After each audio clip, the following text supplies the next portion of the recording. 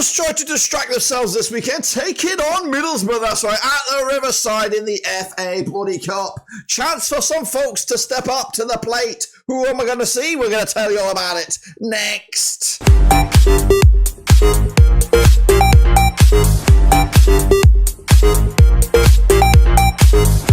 That's right, folks, back once again with another prediction video.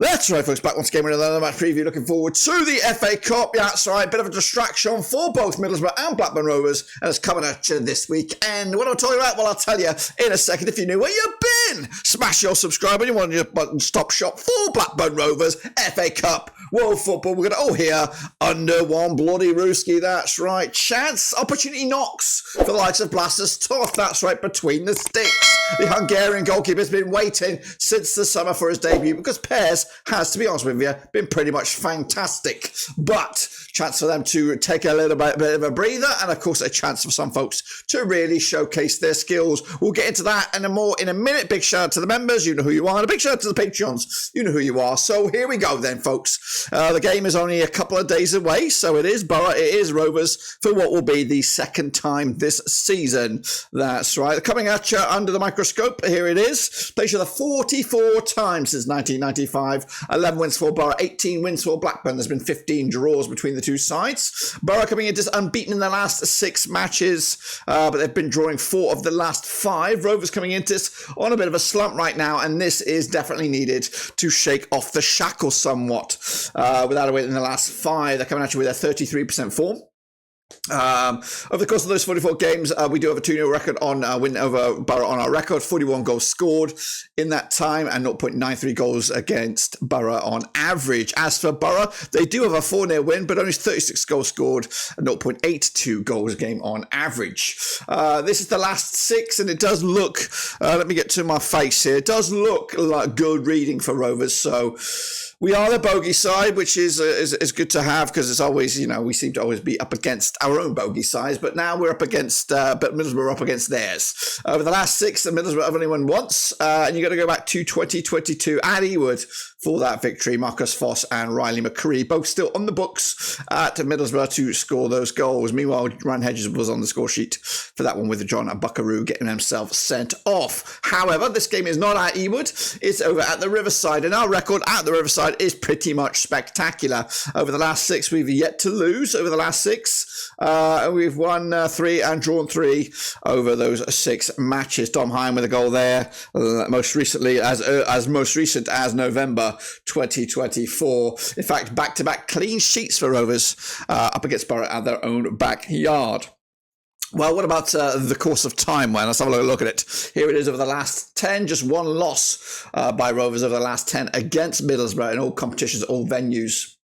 Unfortunately, that was at Ewood Park. Yeah, it's good. It's a good record, but guess what? We are playing a little bit threadbare right now.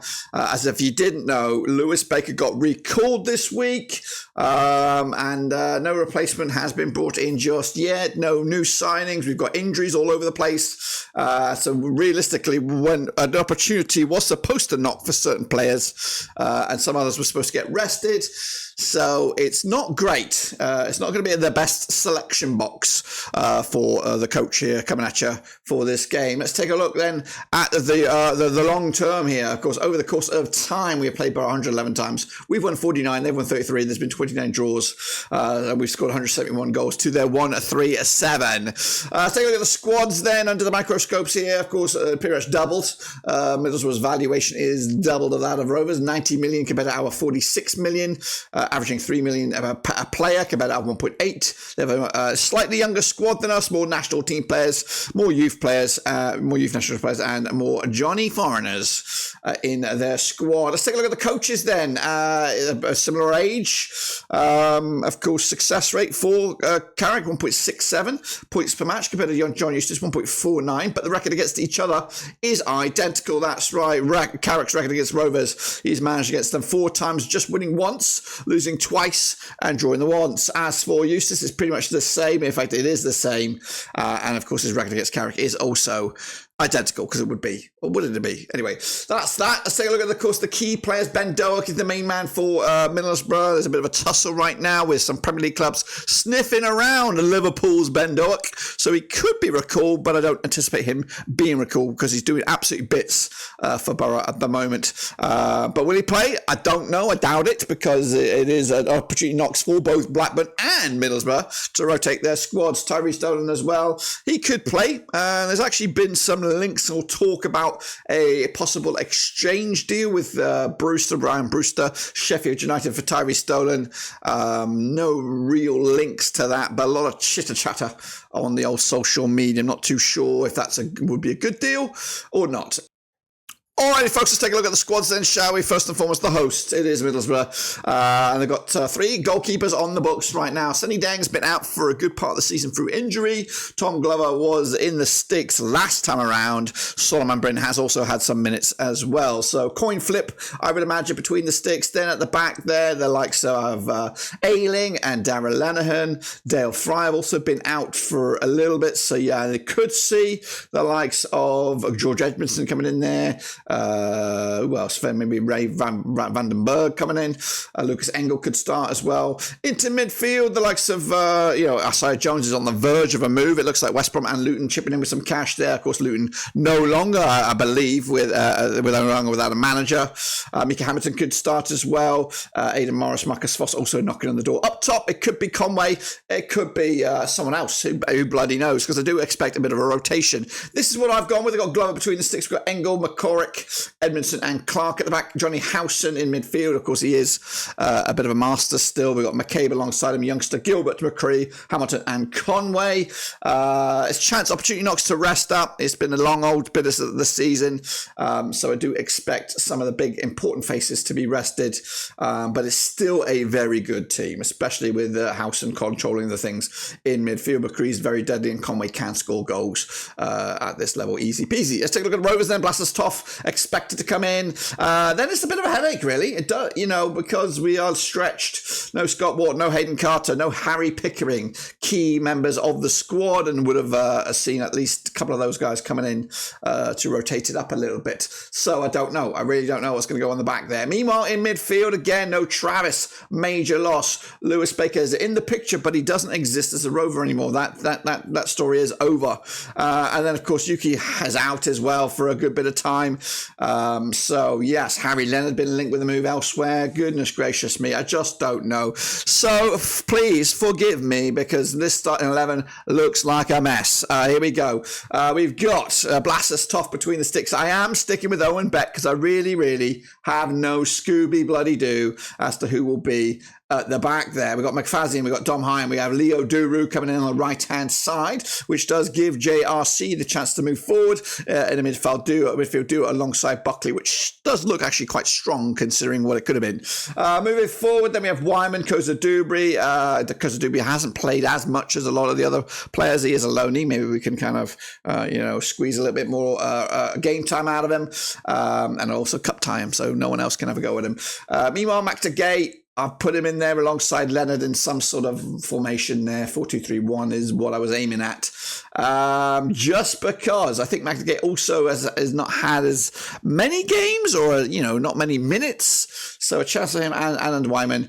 You could include Hedges in this, but or Tijuan or maybe some other youngsters. But really, what I'm trying to tell you is we are thread bloody bare. Let's take a look at the ratings then for the players, both at Boro and Rovers. Of course, hopefully, fingers crossed, just like we did at the Riverside last time. I'm hoping Finn Aziz is not available. Of course, he is the main influx of creation for Boro. 7.47 rated. Luke Ayling as well, solid. Aidan Morris. Look at those numbers. They're dwarfing the figures of that of Blackburn. Todd Cantwell could play because he has been a bit shit of late, so he might need a game to kind of get himself back into the thick of things. Sorry, I'm switching focus here. Hayden Hackney, very, very good. Do like him as a player. Ben Doak, Riley McCree, all the big boys there. As for Rovers, pairs definitely should have the day off. Been waiting for Toff to come in there to see what he's all about. Danny Bath also should be rested, and Sondre Tronstad. So the top three of the top four should be rested, but it might even stretch to Callum Britton as well, who's been pretty much fantastic. Let's take a look at the creators then. As I said, Finn Aziz, 17 goals and assists assists to his name. Lati Lath was linked with a move to Leicester, I saw earlier. I'm not too sure if that's got legs. As for Rovers, McTougay, the main man, Yukihashi is out. Dolan, of course, could feature, but realistically, we could do with some numbers. Really could do with a boost of players. Take a look at the average ratings then. Middlesbrough are second in the 24 of the Championship with an average of 7. They've played 26 games. That's one game more than us. Scored 43 goals. Conceding 32, of course, and averaging 1.7 goals a game. As for Rovers, we've scored, what have we scored? 28 goals, conceded 23, averaging 1.1 goals a game now, with an average of 6.92 per player, which is the 7th best in the division. Average possession is, of course, in favour of Boro here for 56.1. They kept 8 clean sheets in that time. Rovers' possession is 46.8 with 10 clean sheets to the line. As for the duels then, 50.7 duels won by Boro, 48.3 aerial duels. As for Rovers, 51% of the duels have been won across both up in the air and down below. And on a whopping 51% also aerial duels. Both sides have had 2 red cards this season. Well, let's take a look at the possession and stats then for both Boro and Rovers. In possession, Boro prefer to come down the right-hand side than the left, and more often found in the attacking third than the defensive third. As for Rovers, pretty much the same on the flanks there, prefer the right-hand side to the left, but we more often than not keep the ball in the defensive third than we do in the attacking third. As for shots direction, the Boro prefer coming down or shoot down the right-hand side compared to the left, and a whopping 63% of their shots are in the 18-yard area. Rovers also prefer the right to the left, but a lot of shots coming down the middle, as you see, nearly 10% more of that of Boro. 58% of our shots are in that 18-yard area. On the defensive side of things, 20% of the shots are coming down the left for a Boro sake point of view, and 62% of all their shots received are in the 18-yard box. As for Rovers, same deal, left-hand side, and 59% coming in the 18-yard box. As for the goals, Rovers, let's talk about Boro first. Boro's goals come in through open play, 27 of those, 8 set pieces, 3 counter-attacks, 3 penalties, and 2 OGs. Rovers have scored 18 goals through open play, 5 set pieces, 3 counter-attacks, 1 penalty, and 1 OG. Goals conceded by Boro, 20 through open plays, 7 set pieces, 3 counter-attacks, and 2 OGs. Rovers, of course, conceding through 15 through open play, 5 set pieces, and 3 penalties, of course. This is the run of the green for Boro. Like I said, without a loss in the last 6, picking up wins over Millwall, which we couldn't do. A draw on the road against Plymouth. They drew at home to Sheffield Wednesday. They drew at home to Burnley. They picked up a win on the road against Hull, and they drew against Cardiff. So, what I'm looking at here is in the last 3 matches at the Riverside, they have drawn. They've not won, they've drawn. I don't know the deal of the tape, if it's extra time or penalties, but regardless, it's there for the taking. Of course, after the game against Blackburn Rovers, focus switches for, this is weird, it's like a parallel universe, parallax universe, whatever you want to call it. They take on bloody Middlesbrough on the 18th of Jan. Then it's West Brom, Preston, Sunderland, and then Stoke. What am I talking about parallel universe? Well, because we take on Portsmouth next as well, but we take on the 15th of Jan in our catch-up game, where all eyes will be at Ewood Park, and hopefully a chance for Rovers to get back to winning ways somehow, because the record in the last 5 has been shite, losing to the Dingles at home, drawing with Leeds, which was a good point. Of course, not many teams get anything against Leeds, specifically on the road at Ellen Road, so good point. Losing at home to Hull, though, so back-to-back home defeats. In fact, 3 games at Ewood without a win, so desperate to get back to winning ways, and just desperate to get back to some normality, just break up this flux of shitness. Because don't get me wrong, this game is winnable, but it's also very, very, very, very losable. But after the Boro game, it does become a little bit more straightforward, and I'm not saying easy, definitely not, because each and every one of the teams that we're facing after Boro have got stuff to play for. Portsmouth are desperate to get out of that relegation zone. Oxford are all right, good bit of form right now under Gary Rowett. Coventry really want to kick it a gear with Frank Lampard. Bristol City are on the outside looking in for the playoffs. Preston Rovers, we know what that is, and then QPR under Cifuentes are also doing a thing right now. So take a look at the home form versus our away form. It's not bad when you look at it like this. Just 1 defeat in the last 6 for Boro, Fortunately, that one defeat was against us, the bogey team. As for Rovers on the away side, just one defeat in the last 6, so it doesn't look that bad. Just, when we look at it, we paint the picture of the recent 6 games. What about the FA Cup itself? Well, there's a whole host of games, and they actually start today, which is Thursday, January the 9th. We have United, Sheffield United against Cardiff, Fulham against Watford. We have Everton against Peterborough. Into tomorrow's games, there's a couple as well. Wycombe, Portsmouth, Villa against West Ham. That's a bit of a ding-dong classic. Then into Saturday's games, we have Bristol City, Wolves, Birmingham at Lincoln, Liverpool, Stanley, and Rovers go to Boro. Those are the early games. We will have a watch along, so please bear that in mind. Then we have Leicester, QPR, Forest against Luton, Brentford against Plymouth, Chelsea against Morecambe, Bournemouth against West Brom, Norwich against Brighton, Preston against Charlton. Deep breath, Reading against Burnley, Exeter against Oxford, Sunderland against Stoke, Leeds against Harrogate, Man City against Salford, Orient against Derby, Coventry against Wednesday, Mansfield Town against Wigan, Hull against Doncaster, Tamworth take on Spurs, Newcastle, Bromley, Ipswich, Bristol Rovers, Arsenal, Manchester United, Crystal Palace, Stockport, Southampton, Swansea, and Millwall, Dagenham. Goodness gracious me. So that is that.